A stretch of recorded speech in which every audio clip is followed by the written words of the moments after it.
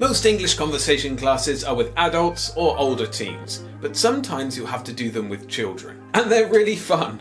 Just beware that you'll have to do them very differently. I'm Will from Enchanted ESL, and I've taught many conversation and speaking classes with kids. It makes up a lot of my current classes. So the aim of this video, which is the fifth in a series on conversation, is to give you the confidence and the tools to make these classes a joy for everyone and not complete madness. Mind you, there will be a healthy dose of chaos, which you'll need to embrace. As with any class, setting expectations early on is vital. Creating the right atmosphere where everybody knows the boundaries and is pulling in the same direction is the biggest part of success. With kids, this is especially true.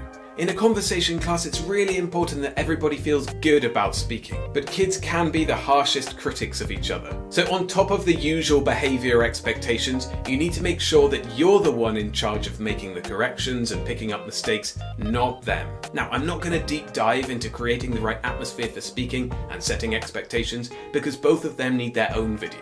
And I've already made them. You can find them up there and down in the description to watch later. One thing you don't want to rule out with kids' conversation is humour. While children might not have the most sophisticated sense of humour, it's a great way of making classes fun. You're allowed to tell jokes and be silly, and more importantly, so are your students. Of course, the joke should be in English and within the boundaries of what is acceptable. On top of humour, you can add creativity and free thinking. Let their imaginations run wild. Kids come up with all sorts of crazy things, and I love making that a big part of my classes. When you throw together some random words or somebody says something wrong, it often creates a new word or a new idea. In one of my lessons, I can't remember exactly how it came up, but we had this concept of the table bath. What is a table bath? A bath for washing tables? A table with a bath in it? Or a table on top of a bath?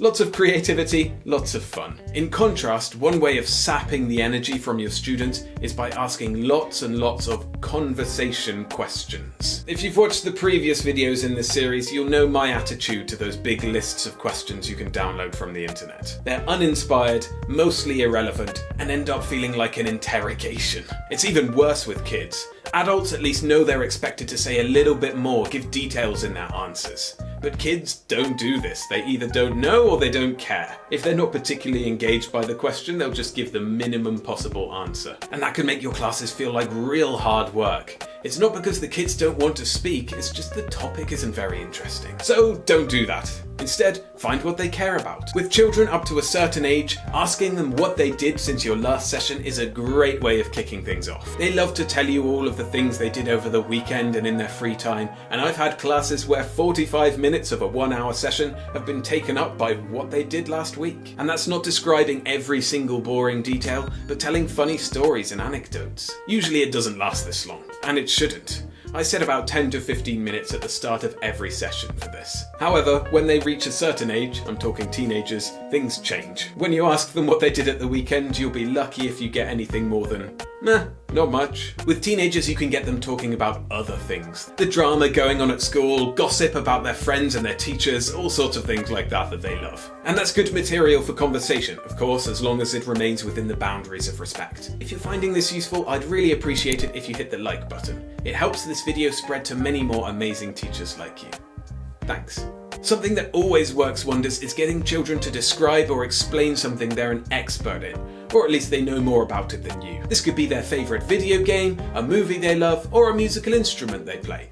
Anything really. And even if you do know about it, you could pretend you don't, and they'll happily provide the details if you ask them. I think this works because there's less pressure on them. When they're explaining something that they're an expert in, they don't need to worry about getting it wrong. This means they can just focus on getting the English right. So these informal show and tell activities are a great idea, and there are many other activities you can do. Roleplay is one of my favourites to switch things up, and you can create something together, do a project, either imagined or real. I actually have an article of activities specifically designed for conversation with kids.